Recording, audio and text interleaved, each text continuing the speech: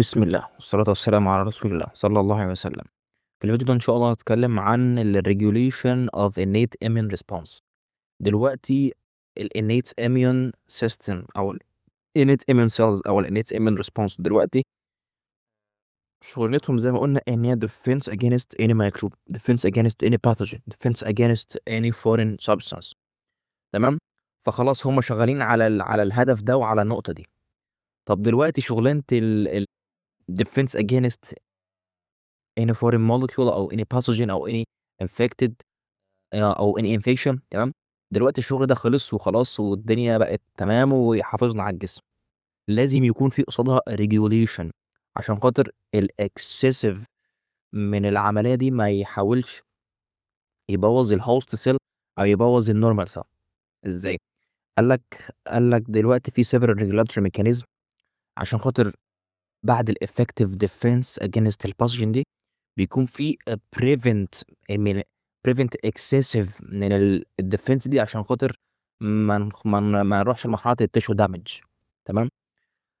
فأول حاجة منها قال لك الanti inflammatory cytokine. قال لك في الماكروفيجز والدندريتك اللي هم الinnate immune cells بينتجوا interleukin 10.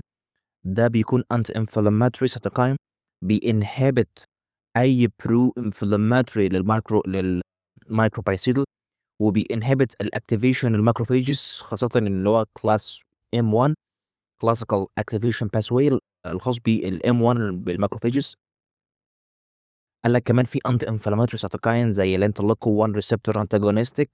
ده بيبلوك الاكشن بتاع الانترلوكين 1 اللي هو بيعمل pro inflammatory cytokine. تمام. قال لك كمان في feedback inhibition mechanism. قال لك ان الريسبتور التو لايك ريسبتور ده بيكسبرس بروتين. البروتين ده اسمه suppressor of cytokine signaling. البروتين ده بيعمل blocking للسيلر ريسبونس لاي سيتوكاين عشان خاطر ما يحاولش يعمل اكسبرس زي السيتوكاين انترفيرون تاب 1 انترفيرون. تمام. قال لك كمان بي provide negative feedback للسيتوكاين activity. تمام. قال لك كمان في regulation للانفلامازوم. ازاي؟ قال لك الانفلامازوم ده بيكون ما بين ادابتور ما بين انزيم ما بين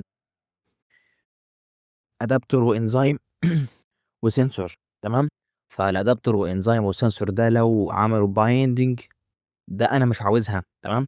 انا مش عاوز دي تحصل عشان خاطر ما تروحليش في مرحله الابوبتوزيس للنورمال سيل او تروح لمرحله التيشو دامج. طب انا عاوز امنعها ازاي؟ قال لك البوست ترانسليشن موديفيكيشن. ازاي؟ قال لك عندنا في بروتين. تمام. اسمه ابكويتنز. تمام. وفي عندنا الفوسفوريليشن. البروتين ابكويتنز دي قال لك البروتين ده بياتاتش للانفلامازوم NLRP3 خاصة NLRP3 عشان خاطر يحاول ينهبت او يبلوكينج اسمبلي ال3 ستراكشر اللي هو السنسور والادابتور والانزيم. فبالتالي لو ما تكونوش مش هتكون الانفلامازوم. فبمنع حدوث الانفلامازوم او تكوينه او نأكتيف الانفلامازوم ده. تمام. قال لك كمان في مرحله الفوسفوريليشن. قال لك انا لو فوسفرت ال NLRP3 تمام فدلوقتي بروتين الاب كويتنس ولو حصل فوسفوريليشن لل NLRP3 بيحصل بريفنت اسمبلي للادابتور والسنسور والانزيم لتكوين الانفلامازوم. قال لك كمان الانفلامازوم ده بيحصل اكسبريشن للام ان اي. فعندك المايكرو ار ان اي اللي هو النون كودنج. تمام. قال لك ده بيريجوليت الجين اكسبريشن بتاع الانفلامازوم. فانا برضو يعني بيخش برضو في ان هو بيريديوسنج اكسبريشن ال NLRP3 عشان يكنترول الانفلامازوم اكتيفيتي. تمام.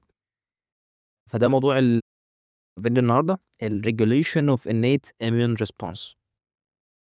اتمنى يكون سهل وبسيط ان شاء الله. والسلام عليكم.